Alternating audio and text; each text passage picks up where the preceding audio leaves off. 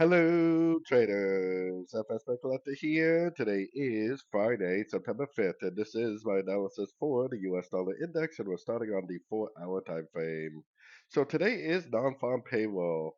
Definitely a big news event. Now, overall, I am very, very bearish the dollar, especially on like the daily, weekly, monthly time frames.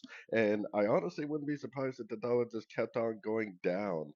But I do see this possible WXY scenario that I was talking about yesterday, which is one, two, three waves up, one, two, three waves down, and then potentially one, two, three waves up, maybe to one of these higher Fibonacci levels before it actually ends up continuing the downtrend, and that would be a 333 pattern, which is a WXY.